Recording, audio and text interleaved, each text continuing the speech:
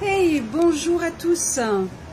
Alors, pour ceux et celles qui me découvriraient uniquement aujourd'hui, je me présente, je suis Monia Rekik, je suis sophrologue, je suis coach de vie et je suis surtout une facilitatrice de transformation intérieure puisque j'amène la personne qui travaille avec moi à oser se dire oui. Cet instant absolument magique où l'on s'affranchit de la peur pour incarner sa réelle vision de la vie. Autant vous dire que tout change à partir de ce moment-là. Et justement, aujourd'hui, j'avais envie, comme piqûre de rappel, puisque vous savez que mes petites vidéos n'ont que pour seule ambition de vous rappeler les évidences, les petites choses simples que l'on oublie lorsqu'on est pris dans un tourbillon frénétique où l'on est là à se soucier juste en fait à gérer justement le quotidien, la logistique, le job, la famille, etc., etc. Donc je suis votre shoot de rappel, votre shoot de bien-être et de positif.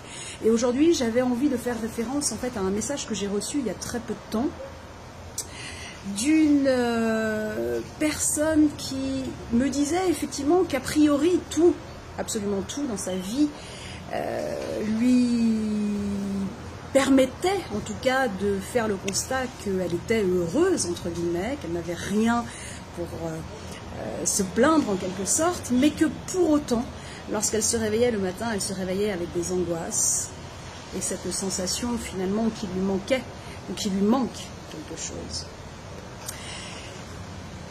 Et je voulais justement reprendre ce message-là parce que c'est pour moi un marqueur très important.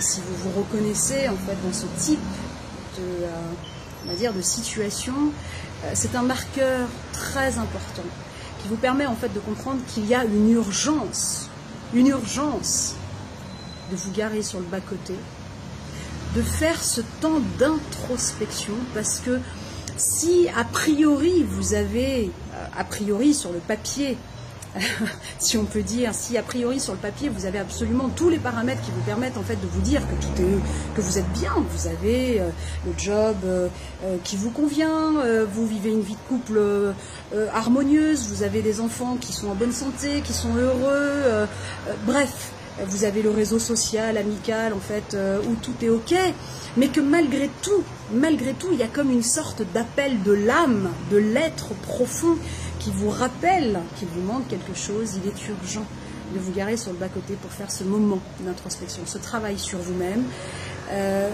parce que lorsqu'effectivement il y a des angoisses, c'est que vous allez beaucoup trop vite.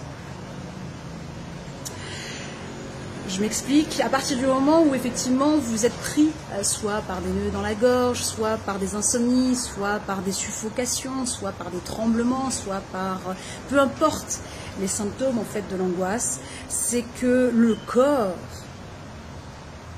vous donne comme signal très concret que vous allez beaucoup trop vite à son goût, dans le sens où en fait vous passez à côté d'un certain nombre d'informations qui vous a très certainement déjà donné par d'autres signaux émotifs que vous n'avez pas pu ou pas su ou pas eu envie de décrypter, d'écouter, de comprendre, d'affronter, et c'est normal, tout est ok là-dessus. On a un moment pour le faire. Et tant qu'on ne se sent pas prêt, bien évidemment, à le faire, il n'est pas question de se faire violence. Mais si les angoisses sont répétitives et qu'elles prennent de plus en plus de place, c'est qu'il est vraiment urgent de faire ce travail, parce que tant que vous n'affronterez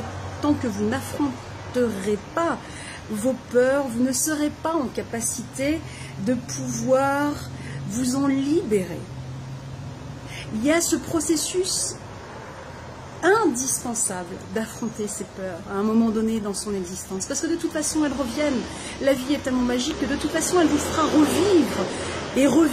revivre systématiquement en fait des situations qui vous mettront face contre votre nez ces peurs que vous avez tenté d'évacuer comme ça d'un revers de manche. Et je vous le dis parce que j'ai fait un post en fait là-dessus. c'est une transformation de l'être qui est indispensable et très sincèrement, ça vaut vraiment, vraiment la peine, puisque à partir du moment où vous faites ce pas, vous ferez un saut quantique de mutation en quelque sorte. C'est comme effectivement les serpents qui changent de peau, c'est comme les papillons qui sortent de leur chrysanthème, c'est comme les langoustes qui changent de diamètre. Il y a bien évidemment un processus en fait qui peut vous paraître on va dire anxiogène ou peut-être douloureux. Mais à partir du moment où vous le faites, je vous assure que vous ne serez plus jamais la même. Et que vivre sans avoir de nœuds dans le ventre, d'angoisse dans la gorge, de maux de crâne, c'est une libération incroyable. Et ce processus, je le connais, je peux vous y aider, je peux vous accompagner. C'est des mouvements de l'âme, de l'être qu'il faut savoir écouter et vous pouvez absolument vous faire aider là-dedans, dans ce processus, dans cette quête. C'est indispensable et c'est faisable surtout. Et c'est une libération sans nom. Donc c'était mon petit message de ce matin. Sachez écouter ces petits signaux émotifs que le corps vous donne.